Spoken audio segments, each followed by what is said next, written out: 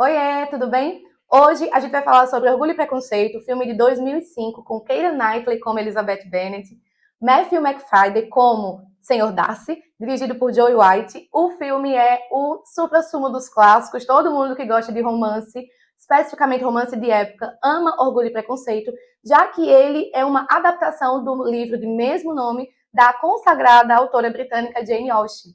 Então a gente vai conversar um pouco sobre o filme, trazer a crítica desse filme e também algumas curiosidades.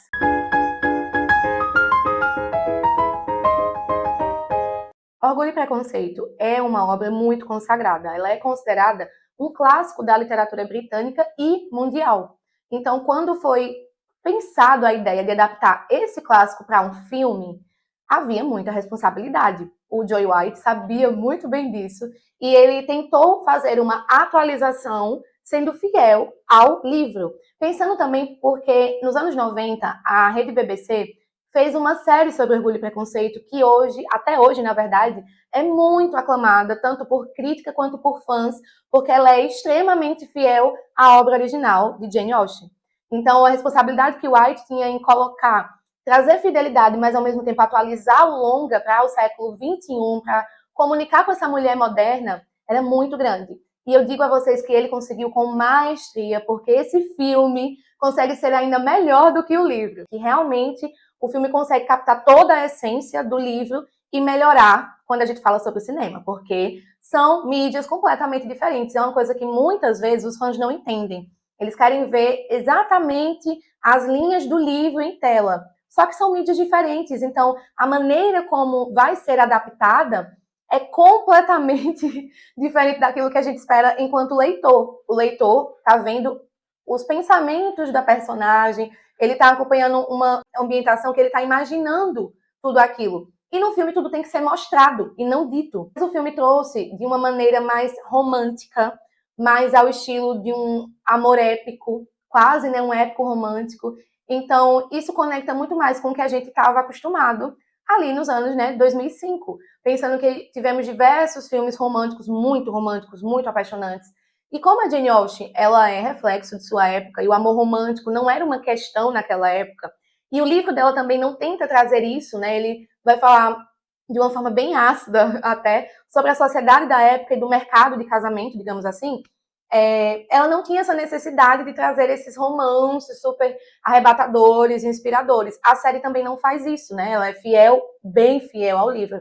O filme de 2005 já toma a liberdade poética de estar num ambiente onde o romance ele pode ser explorado de forma mais romântica. O filme traz uma linguagem visual muito envolvente, de modo que a gente consegue perceber através da ambientação, das cores, da trilha sonora, que tem muito mais ali do que apenas um texto em tela.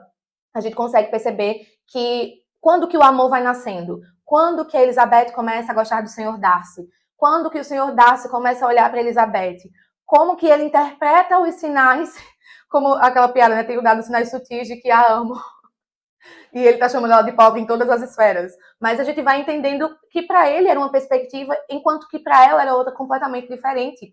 E como que depois eles vão conseguindo se unir na mesma perspectiva, na mesma ideia, entendendo os sentimentos de ambos.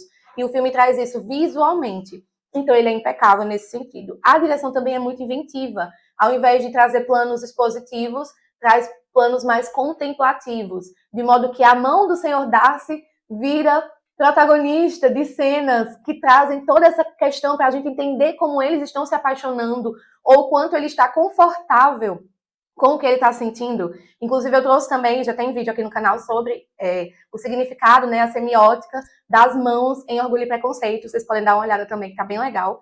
E isso vem da direção do Joe White, que consegue pegar um espasmo e depois traz isso para o roteiro como uma poesia visual. É maravilhoso e é brilhante. O figurino, ele é extremamente fiel à época em que se passa. Lembrando que, ao contrário do livro, o filme ele vai se passar ali no final dos anos 1700, porque o Joe White quis trazer como se fosse a sociedade da época em que a Jane Austen nasceu, não necessariamente a que ela estava escrevendo.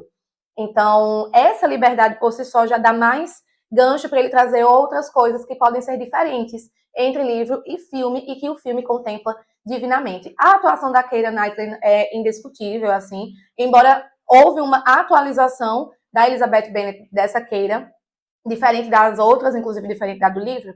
Ela é muito mais enérgica, ela é muito mais intensa e ela é muito mais incisiva. Eu acho que ela consegue mostrar muito bem a coisa do orgulho dela. Então você entende que o orgulho, os preconceitos dela acabam vindo porque ela tem o orgulho ferido e ela não sabe lidar com esse orgulho, então ela acaba tendo preconceitos. O Senhor Darcy, ele tem preconceitos e esses preconceitos geram o orgulho dele.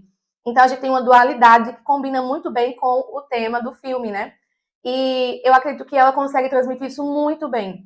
Tanto no momento mais épico ali, da declaração do Senhor Darcy, que a ama ardentemente, e ela dizendo que não me caso com você nem se você fosse a última pessoa do mundo. E isso, né, poxa, aquela coisa do. O máximo que ela pode dizer é não, e ela fala uma coisa dessas. Então, é muito forte.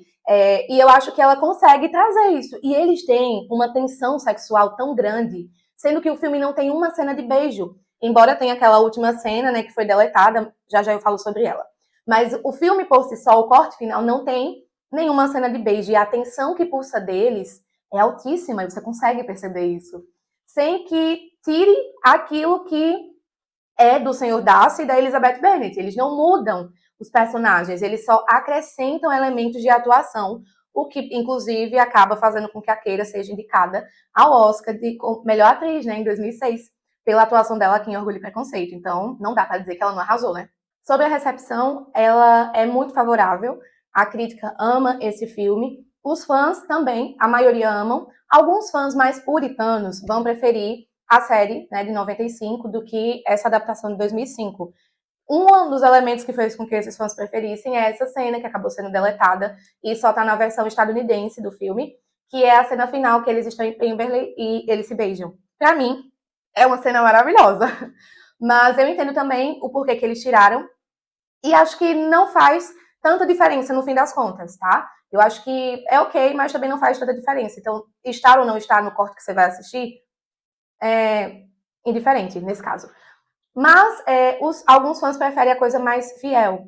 Então, em geral, as críticas são muito positivas, só que tem essa dualidade em relação a fãs que leram os livros. Os fãs que apenas assistiram ao filme amam o filme ardentemente, tal qual o Senhor Darcy. Então, essa questão ela é muito mais de escolha, né, de cada um. O que, é que você acha? Você gosta muito do filme? Não gosta? Me diz nos comentários pra gente poder discutir, tá? Por fim, o filme ele consegue equilibrar o romance com toda a crítica social. Ele traz toda a essência do romance de Jane Austen, atualizando algumas coisas, deixando outras mais épicas, outras mais românticas e traduzindo, de fato, trechos do livro para o filme, o que para mim é poesia visual. Então eu não tenho como dar menos do que 10 para esse filme. É um dos melhores filmes de romance que eu já assisti, sem dúvida, tá assim no top 3. Para você, esse filme te agrada, não te agrada? Me diz nos comentários e a gente se vê no próximo vídeo. Tchau!